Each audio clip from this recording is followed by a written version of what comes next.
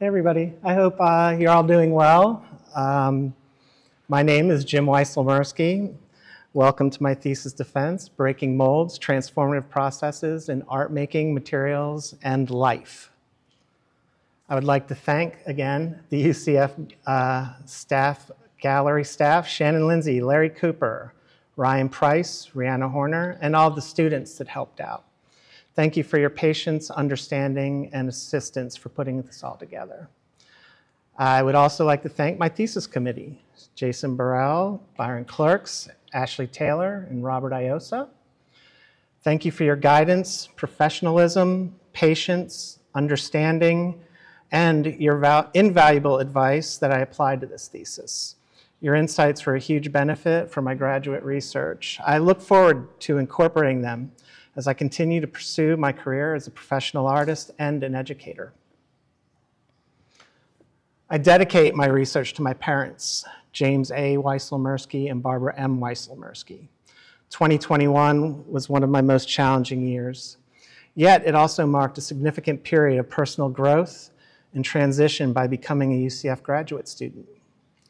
I hope that wherever mom and dad are now, they are no longer in pain, happy together, and proud of their son. Okay. This presentation explores the potential and power of transformation through artistic endeavors in the face of personal challenges that involve physical and emotional pain.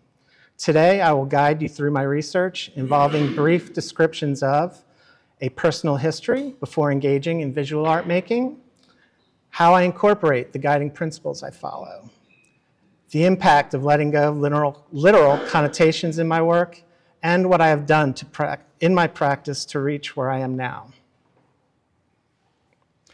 Upon examining my narrative, I investigate the broader purpose of expressing trauma through affect and its fundamental relation to my artworks. I study Buddhism and how people use pain as a vehicle for transformation. I explore phenomenology, a perspective that probes into experiential knowledge over an objective way of thinking. And lastly, my creative process with materiality, where connotations of lived experiences can provoke critical thinking. So in summary, through an exploration of materials, I metaphorically create a universal discourse that symbolizes the transformative journey from suffering to healing in contemporary conceptual sculpture. Another lifetime ago, I was an international and national touring musician. I have no regrets that stem from my life on the road, and I am grateful for the experiences and life lessons I've learned. Unfortunately, the lifestyle that I was leading brought forth the reality that I had the disease of alcoholism. Days and nights ceased to exist for me. I drank until I passed out, and when I came to, I drank some more. When the wear and tear of the road took its toll, I had to stop. Sadly, the only thing that ended was my career as a musician. I kept struggling to control my drinking, and dealing with depression became part of my life while working in administrative jobs. Employment terminations, homelessness, and loss of friends and family became my new lifestyle. Hospitals and rehabs became my new home. Tempting death and hurting others through complete self-centeredness was happenstance. Eventually, something told me that I had had enough pain. I can't explain what happened, but I think it's a spiritual awakening. I found a new will to live, and finally, the program that I was going through to get sober worked. I was able to grasp the importance of moving past the ignorance of selfishness, self-centeredness, and self-absorption. After hitting multiple bottoms during the last few years of my active disease, I find it important to understand how I survived and what I do now to keep going. From my perspective, it's easy to comprehend that making art can be cathartic and healing, but I feel as though I need to carry a visual message to try to help make pain a little more palatable. I found theoretical answers about trauma in art in Jill Bennett's book. Bennett uses Colombian artist Doris Salcedo as an example in her writing. In Salcedo's work, the object indirectly depicts trauma without alluding to a direct event. Salcido purposely avoids direct representation of the victims of violence in her country, but focuses on the object that once had a personal relationship with them. Using concrete emphasizes the person's absence, which explores the lasting impact of the past. Bennett draws from Gilles Deleuze's concept of the encountered sign, which emphasizes emotions over analytical thinking. It disrupts perspectives. Feeling catalyzes deep thinking. Bennett debates that art transcends communication by creating a sensation that departs from a straightforward narrative, and the viewer can experience a deeper connection with the art. Untitled integrates sense memory, made popular as an acting technique by American theater director Lee Strasberg. Sense memory connects to the emotional and physical aspects of an experience. It provides an intuitive link to the past that persists in the present. Bennett believes that art deviates through showing rather than speaking, where many can comprehend what they see rather than what they hear. For me, in art that portrays trauma, I feel both gratitude and a healthy fear. I believe that it has the power to promote personal growth through empathy that cultivates compassion. Inspired by using concrete as a connotation in the permanence of memories, I utilize it in my first iteration of regurgitating poison. I've endured a lot of physical and emotional pain as an active alcoholic. I use materials like concrete and plaster because they are heavy and hard to move. They reveal a burdensome history. For those of you that are unaware, my apartment complex flooded due to Hurricane Ian. People lost their homes, cars, and valuable keepsakes. It was heartbreaking. The water destroyed the HVAC units due to the mold, and temporary air conditioners were installed. When it came time to install the new units, the temporary ones were removed, and giant AC ducts were haphazardly strewn all across the apartment complex. It was symbolically reminiscent of the struggles I went through as an active alcoholic. They provided temporary comfort, much like the vodka I used to drink. The ducts looked like battered intestines and recollects the way I used to mistreat my body. I poured concrete into the ducts and removed the skin to unveil vulnerability. Concrete is also readily available and inexpensive, just like the cheap bottles of vodka I used to buy. These detailed remnants are a reminder that I have to keep the harrowing memories close to me so I do not repeat them. I visually memorialize specific moments to serve as declarations. They reassure to anyone that if they are suffering, they are not alone and that there is hope. Begging for change, a 3D printed bust, which is an earlier, more didactic work in nature, stresses perseverance and brings an awareness to the seriousness of alcoholism. The disease of alcoholism is centered in the mind. The absurdly placed beer bottle is going directly through the head. The object is coated with resin and pulverized beer bottles. The item is dangerously coated with the glass shards. Alcohol is dangerous in my life. To complete this work, I had to destroy the bottles instead of the bottles destroying me. In future slides, we'll see a trend in using smashed items as a process for my works. I believe it stems from my intuition as a former punk rock musician. I see a cultural appreciation and intellectual interest in religion. There's a framework one can use for personal growth. In my research, I discovered the role Buddhism plays in my practice. Transformation through suffering can be recognized by understanding the Four Noble Truths, which leads to an eightfold path. In the Ubiquitous Survival Guide, I can discuss key symbolism through a Buddhist lens that describe the Four Noble Truths. Dukkha, one must acknowledge that suffering is fundamental to human existence. The repetitive word drunk is magnetized onto a sculpture of a head, a blatant acknowledgement of the mistakes I've made in the past. All of the small heads concede to the memories of lost family, friends, and time. Samudaya, after one recognizes the suffering, there is an emphasis on looking deeply into where it originated. As the word drunk blankets the face, not only does it physically cover the space, but symbolically envelops the mind, probing into a complex psyche. Naroda, one must have hope that the suffering will end. The physical presence of the work helps me meditate on the powerful concept of letting go of grief. It's evidence of survival that takes the power back from my adversities, which in turn provides wisdom and hope for the future. Marga, the Eightfold Path. Within this truth are right paths for existence to practice in daily life. The Buddha suggests that suffering can become a meaningful and transformative experience while practicing these paths through awareness and understanding. Upon focusing on the smaller heads in the work, the process of fabricating them connotes the act of building a constructive routine, as I have done in my life to stay sober. While pouring, demolding, and repouring, I've discovered parallels in Buddhist writings. I compare the phases of transforming materials, ideas, and stages to my life, accepting impermanence, change, and uncertainty as growth in itself. For me, art making is more spiritual than scientific. It's a meditative process that draws discoveries within my intuition. I never discount an idea. It promotes openness, honesty, and perseverance. I'm encouraged through the Fluxus movement by sketching, processing, and creating multiples to self-criticize during the art process over the aesthetics of the finished product. Although the answers may be somewhat camouflaged at times, they are facilitated within research, meditation, and digging deeper into the subconscious. We see meditative aspects in Nam June Paik's work, Zen for TV.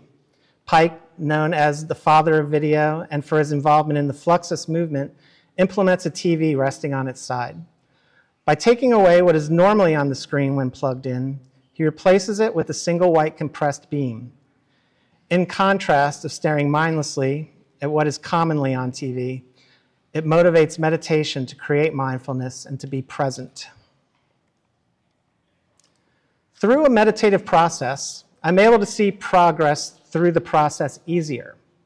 There's a transformative power in facing shortcomings while building. I must face discomfort and challenges. Having a sense of hopelessness and fear of the unknown are stepping stones to the transformative aspect of all hurdles we encounter in life. Staying in the moment produces gratitude. I breathe and try not to overthink. I stay aware that obsessing causes unpleasant feelings. All of these factors, depending on how you look at it, either carry over from my art making and into my life or vice versa. The order doesn't matter to me. My life and making art are one. It could look like there's a contradiction between creating art that is permanent and having the wisdom to conceive impermanence. Keeping these memories maintains progress and an understanding that they are all just small moments in life. Applying the Buddhist philosophy in my art helps me comprehend why I'm an artist. Pushing through pain, it helps me stay in the moment and to appreciate what life has to offer. Maurice Merleau-Ponty, a French philosopher who studied phenomenology, looked beyond scientific analysis. He rejected the idea of a detached, objective observer. Merleau-Ponty believes that perception is tied to subjective understanding. Pre-existing knowledge, cultural background, and personal experiences shape our perceptions. In sunk cost fallacy, I can have a conversation about how this work can be subjective to others on a broader scale. I flag my connotations of adversity as follows. The color orange, associated with caution involving safety and warning signs. The AC duct tied to knot represents being entangled or bound by circumstances, stuck in a bad situation, or feeling trapped. The white hands connect with the idea of purity that relate with innocence and cleanliness. The hands in the middle of the duct link to the idea that the person is trapped. And dirt mixed with silicone conveys a corrosive situation, fusing impermanence with permanence, creating a struggle against outside influences. Subjectively for me, I link current and past traumas, and examine acceptance. I could not change what the natural forces of the hurricane did, and I cannot change my past. But also, the artwork reminds me that after one drink, my thought process will be trapped inside of a dangerous, corrosive obsession of alcoholism. Sunk cost fallacy diverts a path to pain through hands-on experience. My research is heavily involved with alchemistic elements of what materials can do, both physically and emotionally, and how they relate to me. During one of my critiques, someone in the audience mentioned arte povera, and then following a trip to New York, I saw the work of Luciano Fabro. It's pretty easy to see the aesthetic similarities. Long hanging material off the ceiling with different elements at the bottom juxtaposing each other. Translated as poor art, arte povera was a movement that rejected a consumer society and explored the intersection between art and life to transcend modern artistic boundaries by using everyday objects. Most notably, I saw correlations in my work between the tension of organic and inorganic materials. In Pier Paolo Calzolari's work, Untitled, he combines tobacco leaves with a candle and a neon transformer. The opposition of these materials emphasizes balance and the fragility of life. The man-made elements, such as the neon light, blur the boundaries between nature and culture. It follows themes of transformation. I found the candle in the center most notable. It'll melt away, but then again, the wax can be saved to form a new candle. The candle has the potential to be reborn. In Untitled Melons, I question what is natural and what is unnatural by examining the grotesque.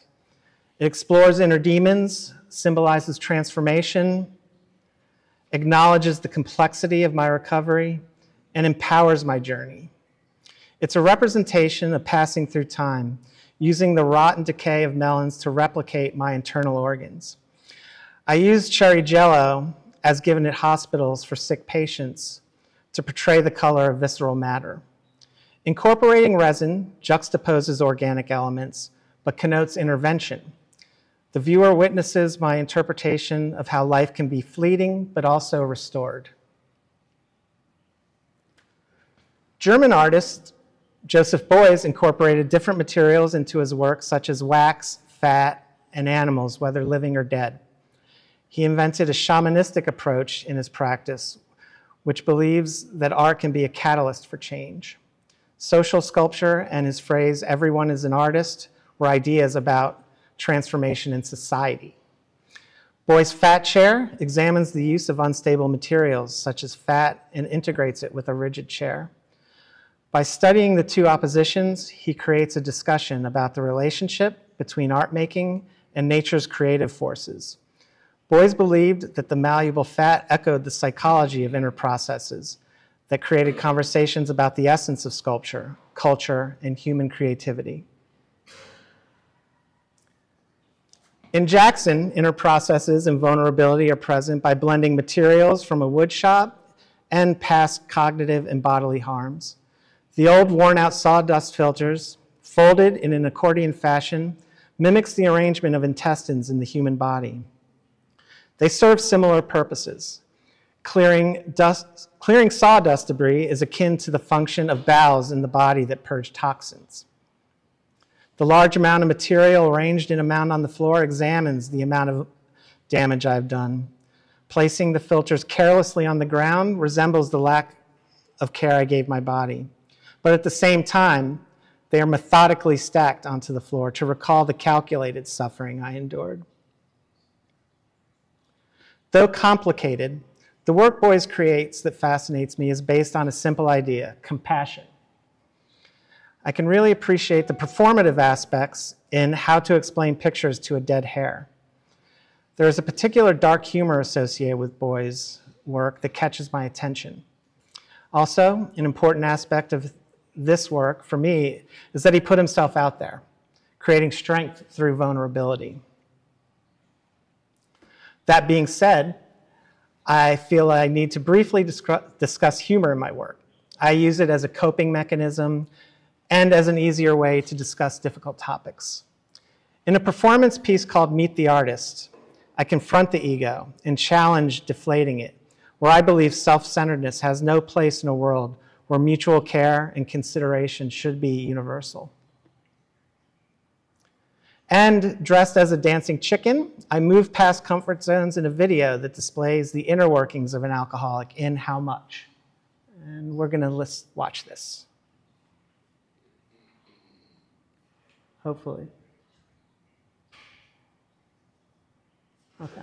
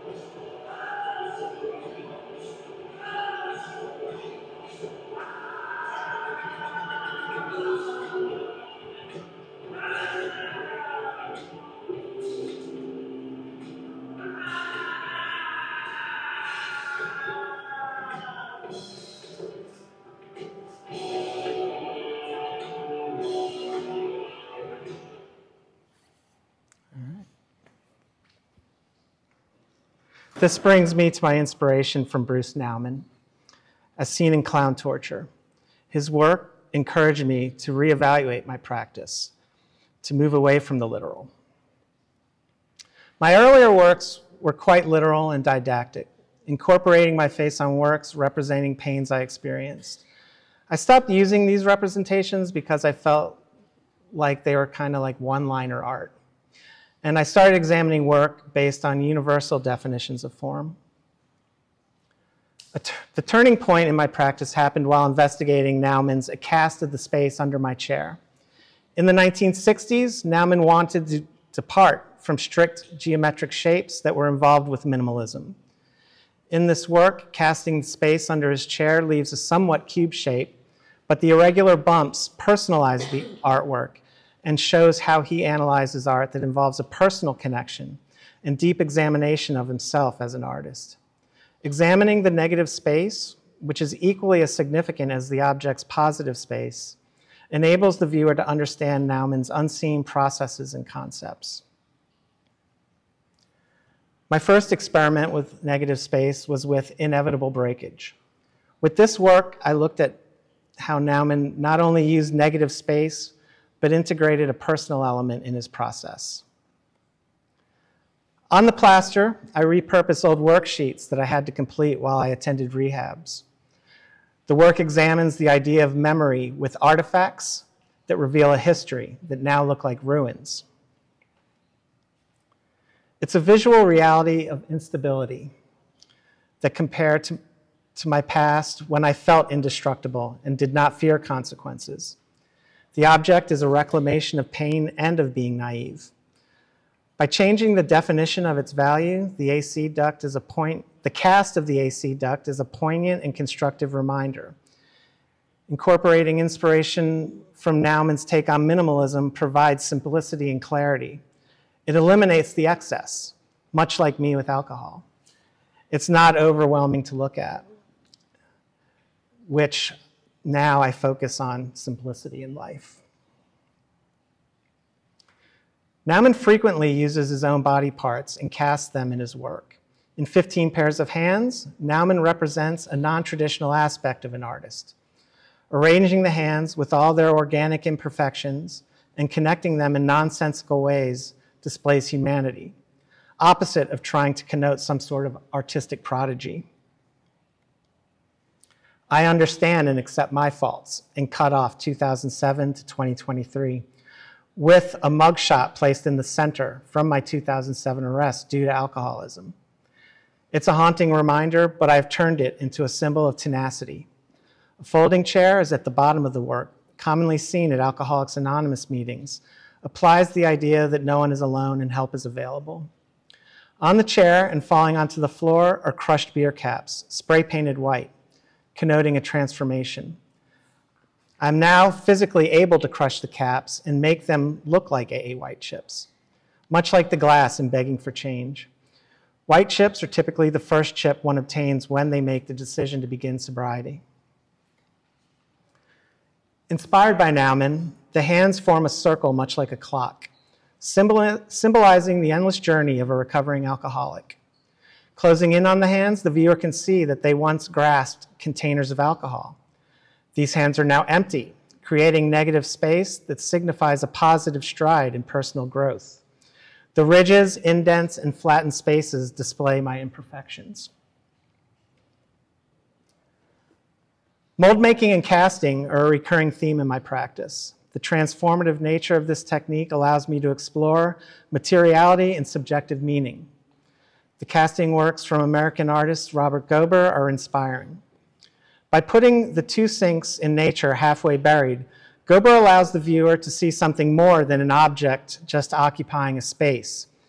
It symbolizes life and death, rituals, private spaces, the male torso, and the white examines a clinical and sanitary aspect of the body.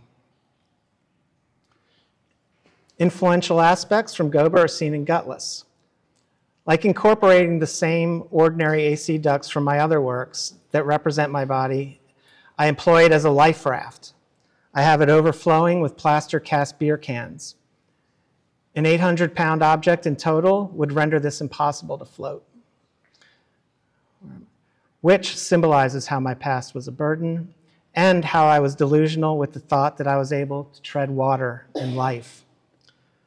With the process of mixing plaster, it absorbs liquid, a trait related to my past relationship with alcohol. Plaster also has the capacity to capture intricate details and imperfections that mirror my journey as recovery as a sober alcoholic. Just as plaster offers a temporary fix for fractured sculptures and bones, it symbolizes bridging gaps in my sobriety. And lastly, although it weighs a lot, it has fragile aspects. Mishandling dry plaster can lead to shattering, reiterating a delicate nature in the transformation from drunk to sober. Moving forward and analyzing works such as Gober's, I started moving past literal and didactic aesthetics. I believe that the newer work gives the viewer something to look at that instigates critical thinking and has prospects of creating an intellectual discussion.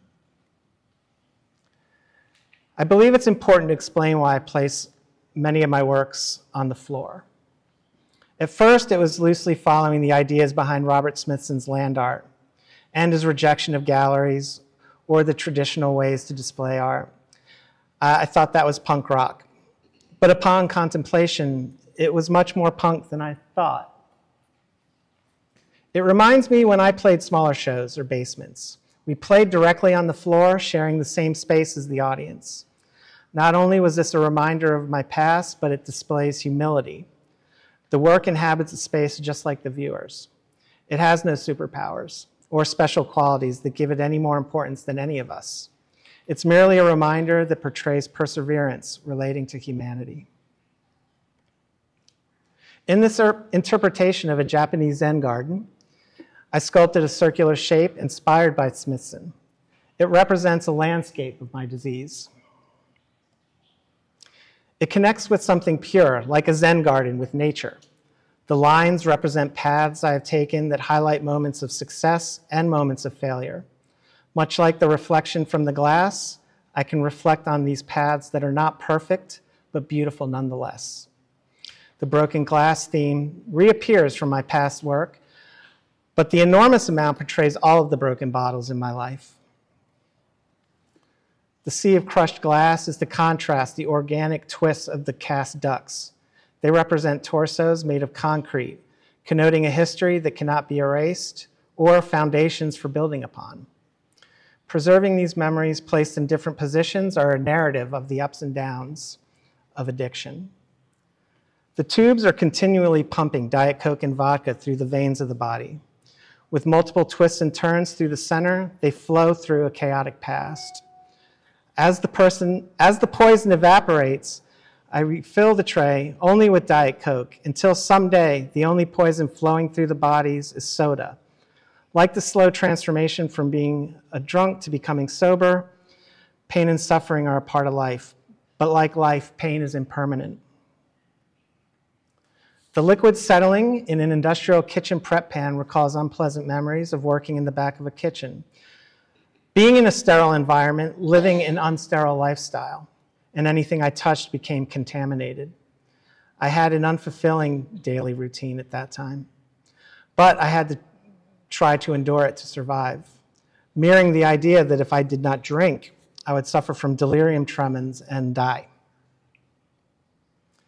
Lastly, the bandaged bed tray, settling in the back of the sculpture almost like a puppet master holding the pan of poison, evokes a dilapidated hospital setting, recalling the numerous times that I was slowly killing myself and having to take trips to an intensive care unit. From Buddhism to boys, this sculpture exposes my imperfections, which celebrates my individuality. In early 2023, when I started working with the AC Ducks, I experimented and had different physical renditions. My first concept was to employ variety and have multiple one-offs that related with the meditative process of casting multiples. But I felt as though something was missing. I was not entirely satisfied with them. One little section of an organ was not enough. The new translations needed to be seen at a bigger scale. Applying Merleau-Ponty's theories, I had to subjectively show how big of an impact these represented the adversities in my life. I wanted the work to invade a physical space. By incorporating an arbitrary amount and borrowing ideas from the arte povera movement, I sought simplicity and authenticity. By constructing a community of AC ducks, I'm literally spreading a message across a bigger playing field. They are meant to look unpleasing. I corroded and filled the insides of the ducts to represent rotten decay, but left the outside untouched. Not only does alcoholism physically affect the organs, but it pays a heavy emotional toll. I'm reminded of the many years I put on an act pretending that everything was okay. In the latest rendition, I've rented a U-Haul truck and have parked it in a few different places around the Visual Arts building. Not only does placing the work in or around a moving truck display that the disease is not stagnant, the act of me moving it from place to place demonstrates that I finally have control of it. Placing the symbolic wreckage of my past in this manner serves to compartmentalize and provide understanding that my present actions are more controllable. It also portrays a transition like moving. Each movement of the truck aligns with the continuous exploration of challenges in life. It is an act of evolving and moving on. I am embracing the punk rock elements, which to me means individuality and freedom of expression. By having it outside of the gallery, I'm expressing a rebellion against societal norms. Moreover, it reveals my inspiration from the ideas in Rosalind Krauss's essay, Sculpture in the Expanded Field, in which she writes about the historical trajectory of sculpture, how artists through time challenge conventional logic. In the future, how can I push established logic? As I conclude, employing subjective materials related to my unstable times captures something powerful, meaningful, and authentic. The confrontation between traumatic events that were once major insecurities and representing them in my artworks serve as symbols of strength. Through determination and perseverance, we are able to see a passage from pain to a more serene lifestyle, demonstrating the possibility to move forward. We can see that I've been integrating both recent tribulations with past hardships. In more current, casual conversations in regards to Hurricane Ian and the loss of both of my parents in 2021, I still stimulate deep reflection and endure lingering pain, but through the Buddhist principles, I've grown stronger. It's never easy, but now easier to pick up the pieces and move on. These lived experiences I portray have given me courage. The combination of pains in my works portray the positive power of transformation in art making, materials, and life.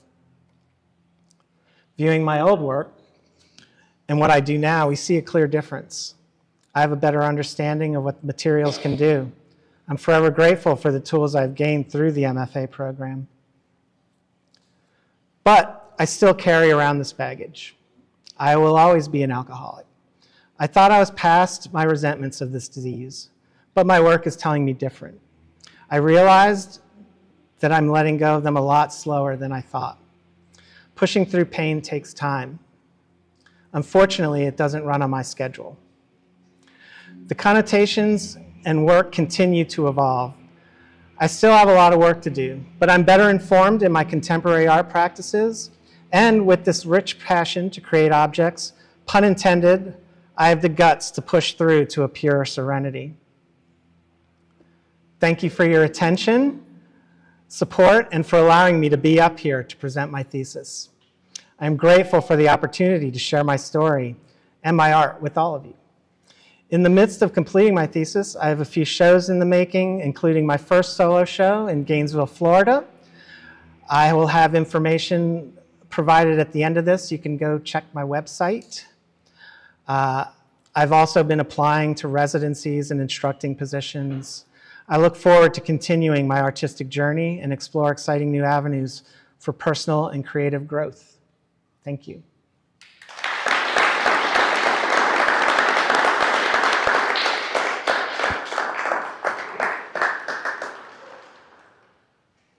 Thank you, Jim.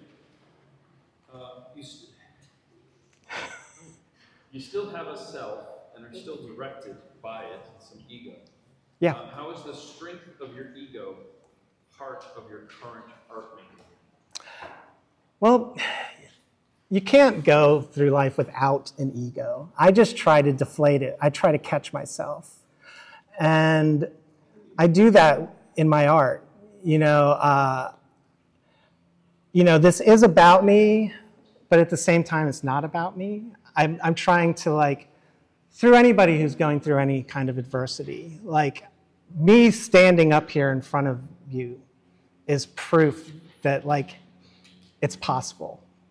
I lived behind a Taco Bell dumpster. That didn't stop me from drinking. Something happened, and I got some determination. Ego's a part of it. But I catch myself, and I'm not perfect. And I hope that is present in my artwork. What is aesthetically unique to your work and different from your inspirations? Different? Yeah, so in the inspirations that I've shown, the artists are questioning themselves as artists more so than as human beings, I think. Like Bruce Nauman looks at himself, he's questioning himself as an artist, his work is about, questioning his insecurities and his anxiety, but, from what I read, it's about him as an artist. My work is about me as somebody in recovery, pushing through adversities, evidence that I can push through.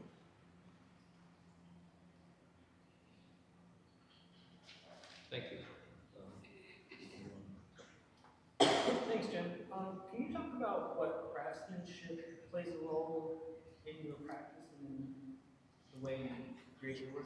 Yeah. So I really, like I mentioned, I really enjoy mold making. And craftsmanship is important. I get in this meditative zone where,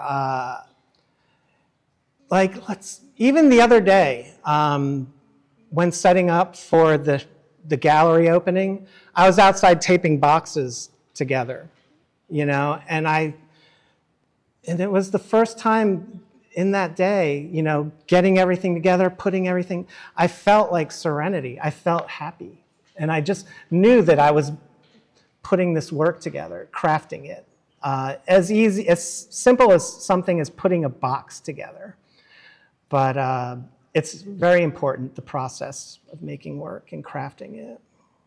Hope that answered your question. Following up on that, we've spoken before about how sometimes you abandon craftsmanship. Please cite an example of that in relationship to a moment where you, through difficulty, pursued a very advanced state of craftsmanship. Yeah, I can admit about abandoning, but it's all about me being a human being with faults. Just like the glass is not perfectly combed. This is me. These are twists and turns that I've been through. I embrace it. You know, it gives it something. It's mine. You know, that I'm showing in a gallery. I'm able to, like, you know, it's less of like a knockoff, I guess, when I, you know, abandon, trying not to get the perfectly combed circle or the perfectly cast AC duct. I embrace those imperfections. Did that answer? What's a moment where you fought to pursue a very high level of craftsmanship in recent work? A few years ago in the program, I built a spice rack, and I wanted to put tiny, like the airplane liquor bottles in it instead of spices. That was challenging. I did not put it together as a professional, but it worked. And you know, I was happy with the outcome. I didn't, I know that it will never be a YouTube video on how to make a spice rack, but it came out to how I liked it and how I wanted to represent what I was showing. Thank you. Hey, Jim, listen, thanks. Tell me about what went into since this is the piece that you're showing in the space, you have one indoors and one outdoors, the spacing between the concrete forms and the table and the periphery of the sand and the walls. So you had a certain set space and you oriented the piece in the form of installation. But what went into, how do you know when it's optimal? And or, in looking at it now, is there something you would have done differently? Would you change the orientation anyway, and if so, how? Hindsight, thanks, Brian. Hindsight is 20/20. I think you know, I'm in a gallery with a bunch of other awesome artists, and we're sharing a space. If I would have done it differently, I kind of wanted this bigger open space, you know, with less walls. But that's okay. You know, I picked this space way early in the beginning of the end of last year, and I made do with it. I believe as it's open, like I really like the white walls, the spacing that I provided in each area. You know, like I wanted these veins to be in the center, like that was the center of my universe type thing. And then just the concrete placed somewhat randomly, but apart from each other, enough to create some aesthetic pleasing, you know, without them being piled up on top of each other. I am really happy with how this turned out. Just to go out on a tangent, I think like the hospital bed tray, if that was artwork alone, that would look like something I would have done like a year ago or something. But I think that incorporating it with what I'm doing now, it pulls in a little element of like realizing, oh, a bandaged, I get it kind of thing. Like there's a little bit of didactic in it. But I think it's good to have just a little bit and then the rest kind of up to interpretation. That's what I've been thinking about this. So you mentioned, you referenced a rock garden, following up on that and sort of under the larger, broader umbrella of a discussion of Buddhism. When you think about a rock garden, right, or like ryoanji, where there's a tension between the sort of asymmetrical balance, but then there's also this sort of general harmony with that discomfort, right? Mm-hmm. Do you feel that in that larger space you would have envisioned, or the space in between them, that you could have, how could you increase the tension between the elements or create a more calming effect? So they're all sort of proximate to one another. If I had a tape measure from the edge of the sand to the concrete, it's going to be within 4 inches, and then, so I'm just wondering, in an ideal scenario, what would you do to create more tension or more harmony? If anything, I mean, maybe nothing. Yeah, no, I don't know why, but thinking about it, I'm thinking of tension automatically. More space, pulling one out further, even like off of the rock garden, like something like that. I'm worried about intentionality, like somebody like, that's intentionally, but at the same time, I have to go with my gut. No pun intended again. To follow up on that question, another question is, are you aspiring for balance or tension? Or balance. Yeah.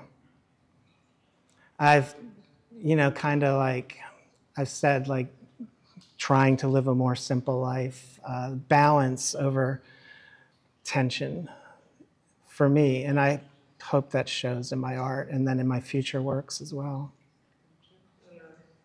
Then I have a question also about, you speak about hope, and you are indeed hoping that the viewer can feel hopeful looking at your work, or at least what you mentioned.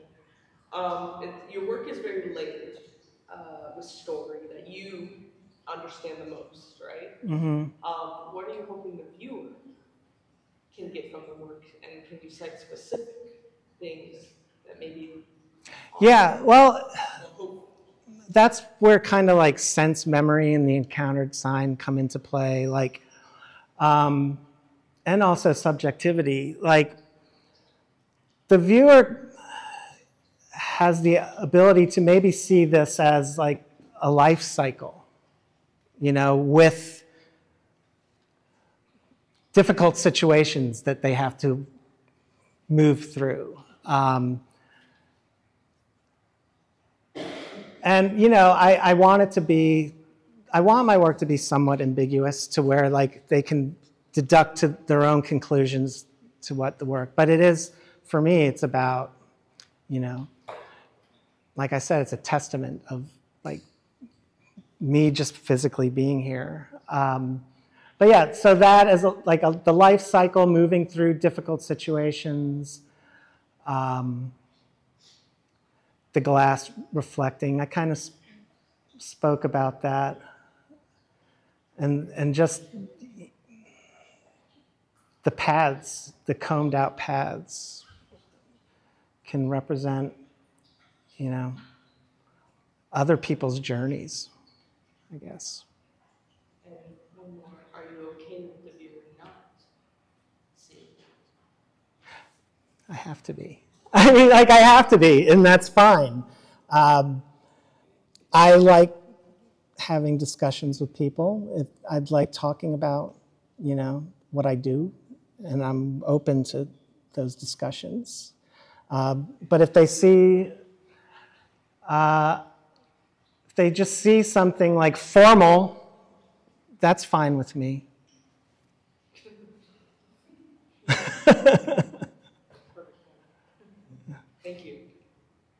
So in your thesis you reference, you have a nice chunk on Mike Kelly talking about Yeah.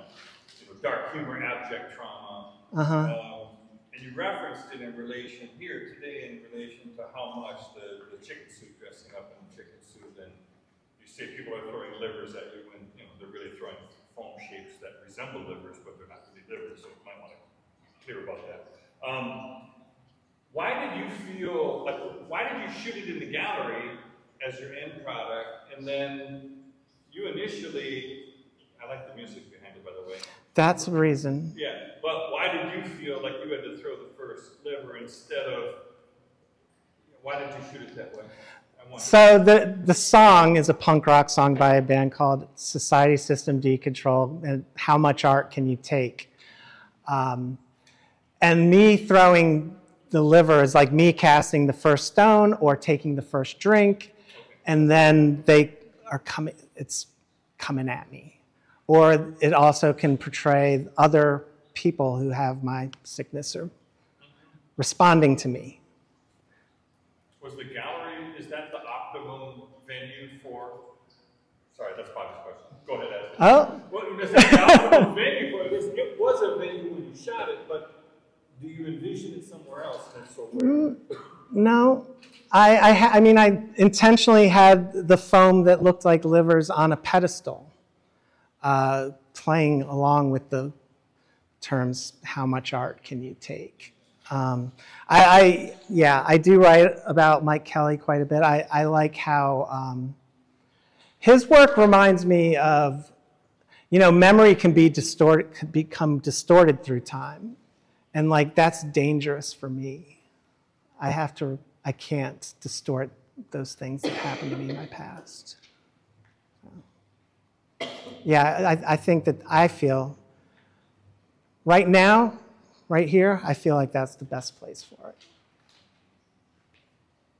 I don't know, though. I mean, it might change. It's a related quick one, but just so then you also, I think it was some quotes found, I think you showed, there was the very first little piece of the ductwork on a mid-mod looking table, a black table that you made. Yeah. But we've had feedback and you've had time to think about it. So is that the optimum way to show that, or did you ever reposition and rephotograph it off that table? I did. I had it in a gallery in Sarasota where I just put it on a plinth. And then it's evolved and could possibly evolve more. I took the legs off of the black MDF and just had the black on the ground because I painted it with gloss black paint, and then I put a polyurethane to make it even, so it kind of reflected when you looked at it. So those were thought processes, trying to play around with the idea. I liked it on the ground the best. Well, I think your conversation about playing punk on the floor in a garage, I think thinking about that piece without the black, without having it on a pedestal, just on the floor, too, is another way to consider it. Yeah, okay, thank you. Your references frequently use chairs as part of their art.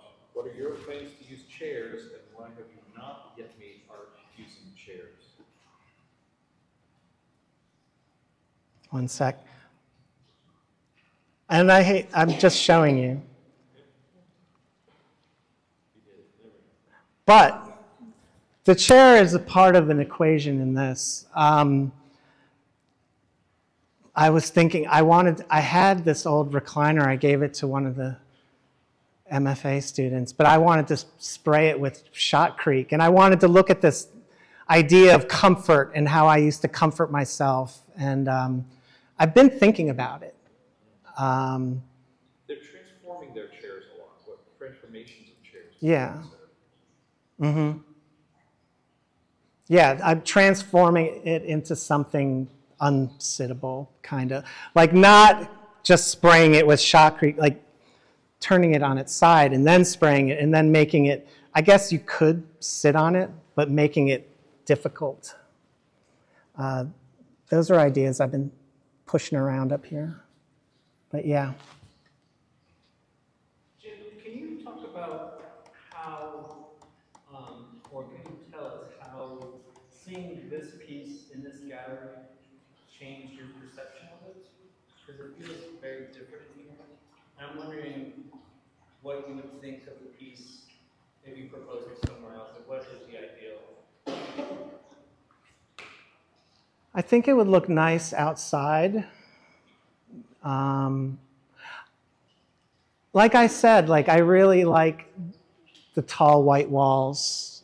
I like, you know, from here, I like the openness in this space without crowding other work around it. I think it would just be more optimal with a lot of space around it. That would be anywhere. Outside would be interesting to see. I tried it in our studios, and that was just an early iteration, but a place with more openness, open space. Yeah, definitely. In your mind, what does the openness give the artwork or add? I think like, well, the connotations of being open, like me having this vulnerability, me talking about being an alcoholic to a bunch of people. You know, it wasn't easy at first. It's way easy now. It's just like, that's who I am. It took a long time, but I think, yeah, just me as a person, the openness, wearing it on my sleeve, as they say. I think that's important. So two follow-ups. So talk to us about your decision. You mentioned saying smashing things was kind of relevant or kind of related to a punk art influence, right? Yeah. And that kind of maybe just rage and violence. But talk to us about your specific choices of the kind of crushed glass that you use as the bed for this. So start with that, and then tell me how affect theory is. You mentioned Bennett a lot in the paper, and you referenced it, just touched on it today. Tell me how it's present here in your work, in your creative practice, and/or in this piece. So affect theory and the same, or sorry, the glass. Okay. Well, the glass I purchased for sandblasting, so it's incorporated in, you know, the process of making. This glass is used to sandblast and clean metals and stuff like that. And also, then there's two types of glass. One type is for making countertops. So it's all about, you know, materials. It could be looked at as materials that are used for creative process. Bennett's book, you know, it's hard for me, like I said, it's easier for me to talk now about my alcoholism, but it's hard to tell particular stories. And my artwork shows those rather than me, you know, getting into gruesome like details is what I think. That's what Bennett's affected. She's talking about visual depictions or verbal reflections. Yes. She goes into that about art that does showing rather than speaking. Is that what you mean? Yes, that's what I mean. It's a side note, but just the idea of the crushed bottles, crushed alcohol bottles, sand like as an element of time. But I also just thought back, I kind of giggled when I reread your thesis the other day, and just your first class was a ceramics class, right, on silica and its role in ceramics. So there's a lot of tie-ins for you that you should probably go back and re-explore as you work through the writing. Okay.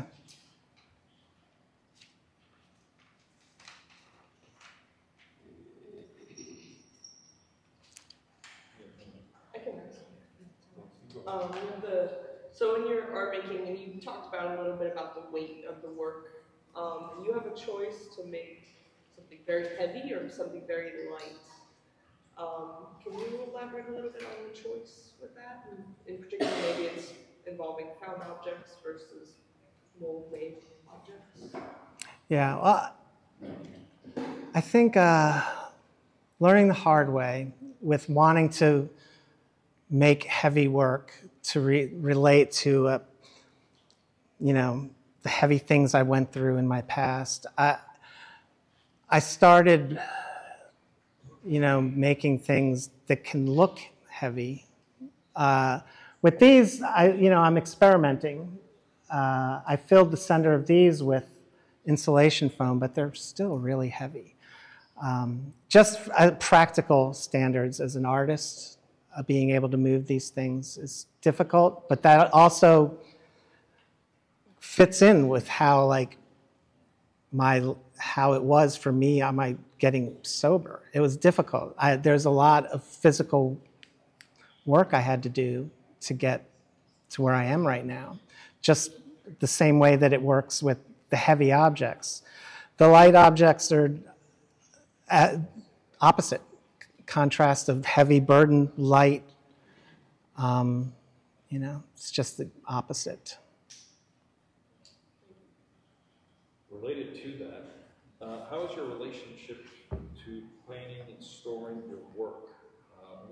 What is your plan for storing and carrying your work forward as a sculptor? Does that conflict with any of your Buddhist precepts? No. No, not at all. I was going to make a joke and say that I was just going to keep all the stuff in the sculpture room. But I plan on using this stuff. I want to show it to people. I'm applying, you know, to calls, and I want to be able to, you know, I'm going to get a space and store it, and it'll take up space, but I want to put it to work. I want to put it out there. I want to get it, you know, why I'm up here, be an artist, show my work.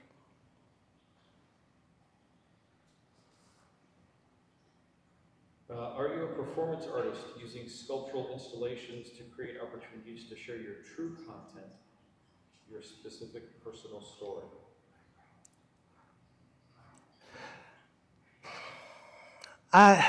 So I can't lie and say that I'm not a performance artist, right? Because I do it, and I played music, and that's, you know, that's where I kind of got that from, just intuitively.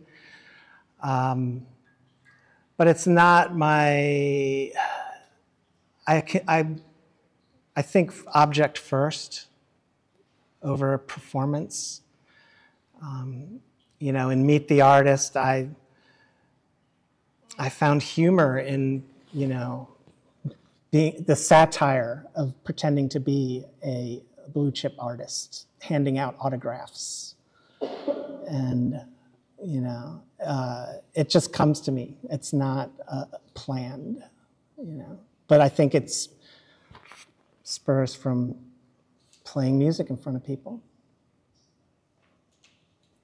So let's talk about the truck, right? I parked next to it when I pulled in today. But let's talk about, on what level does it succeed for you? And in the next scenario, right, there might not be as many people trying to compete for the space. Now, what are you going to do with that? How are you going to display that, right? Because the novelty of having it in the truck and, you know, and tying it in with your life and movement and transition.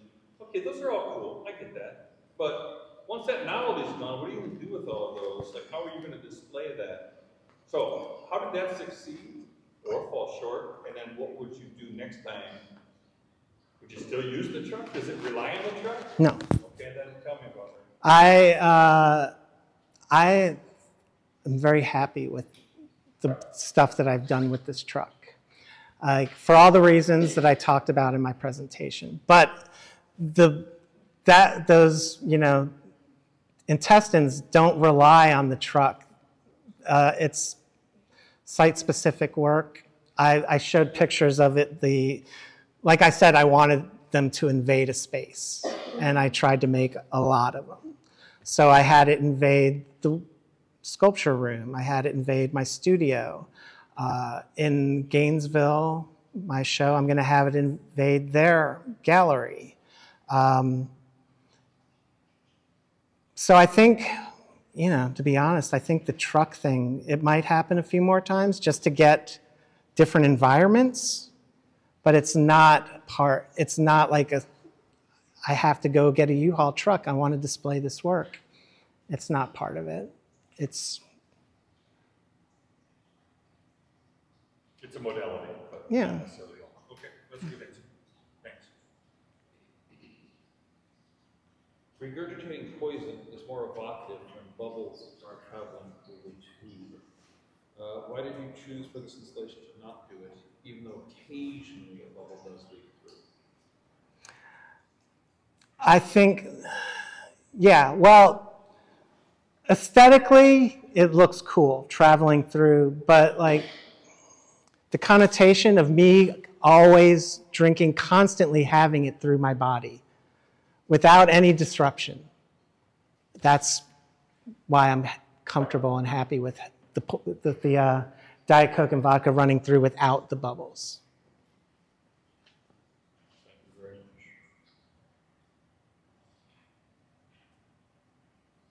Are there any more questions? Wonderful. That concludes questions from the committee. Are there any questions from the audience, please? I just want, first of all, one for clarification, one for, and I apologize if not, I may have misread the caption, but your first solo show being in Gainesville, with that photo of the center that you attended in Gainesville, and the importance of cycles in your work and all that sort of thing. I'd be excited to hear you talk about how important that is to you to have your first solo show in Gainesville. It's awesome. I'm using the resources that I have. My friend used to be the gallery manager at UF, and he helped me get this show. And I still have a lot of friends there. And I've been back to Gainesville since. I had a lot of friends, and like I talked about in the beginning, I lost a lot of friends. But time has healed wounds. I did what I did, and some people will never forgive me. That's okay. But it's amazing how awesome people can be sometimes if you just think about it. I got to get out of my own head and think that people hate me or whatever. Like, it's great to be able. It's going to be awesome to show my work. I saw people. I went to a show, visited a friend. The thank you was a little insider joke to my friend who lives in Gainesville. And they say things that are cool that make me feel good, like, oh, we're so proud of you. I feel kind of silly, like, yeah, well, I drank myself into a gutter. But it is, it's a disease that, I lost control of. And it's cool that I have friends like that who can forgive me, which is awesome. So I'm looking forward to it. I remember that at some point you wanted to use a lot of humor in your work, but your new works doesn't look like that you have humor anymore. No, well, this work. I'm not saying I'm not going to have humor anymore. This is just a specific stuff that I've been working on. I'll be lying in my bed and before I go to sleep and laughing at crazy ideas that I come up with. And then I wake up the next day and I'm like, no, it's just a little too silly. I can't give specific examples, unfortunately. I'm sorry, because I can't remember them. But that's not out of the picture at all. Humor is important to me. I have to, if I can't laugh, But some things, I have to show the seriousness of this. I make jokes about alcoholism and drug addiction, but it kills people. and it ends people in prison. It's serious. So there's times where I can, make fun of myself and joke about me being a chicken or whatever, but then like on a broader scale, how horrible it is to be handed this card, So you talk a little bit about like a sense of equality between like you as a viewer, especially relating to when you were doing music and you would like perform like with the audience around you.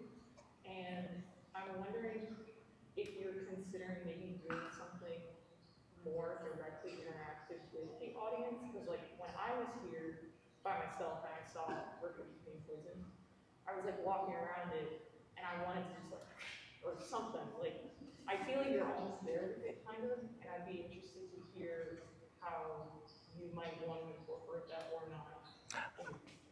I thought about it.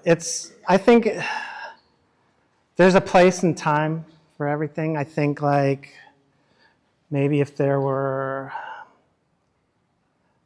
I was thinking of building a rake and putting it out for people to comb their own garden.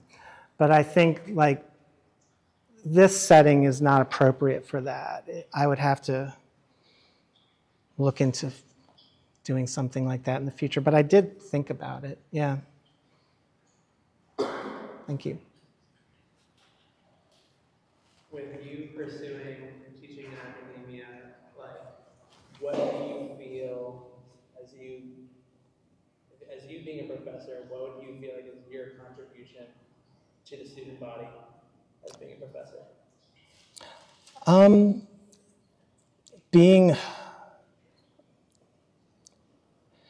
Being able to show the students what I know and tell them what I know and what they can get out of that.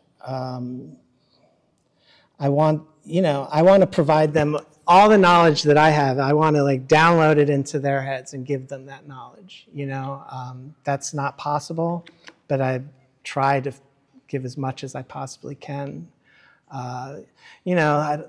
Cliche, like I learn just as much from them, but it's true also.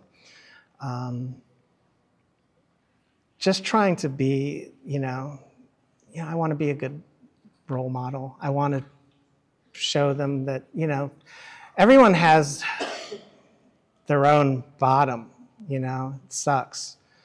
But, and if that happens to come up, but I don't talk about that in my classes, that,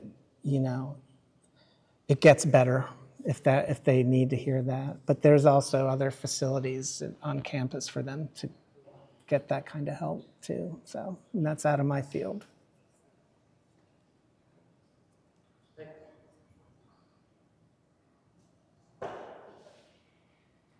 Given the shift in your work when you started the program of more literal to this more balanced kind of hopeful work almost, how do you have an idea of how your work might be evolving going forward and the path of you continuing along the same lines as taking poison, or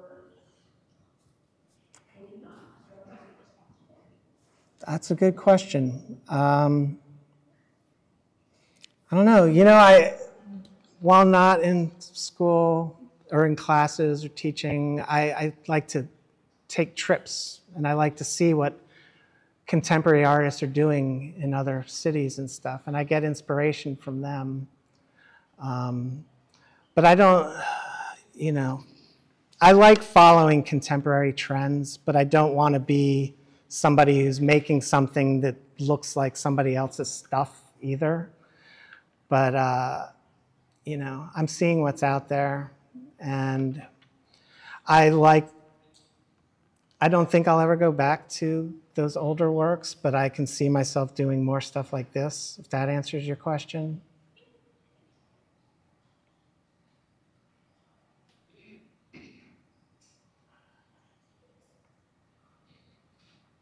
We done? With that,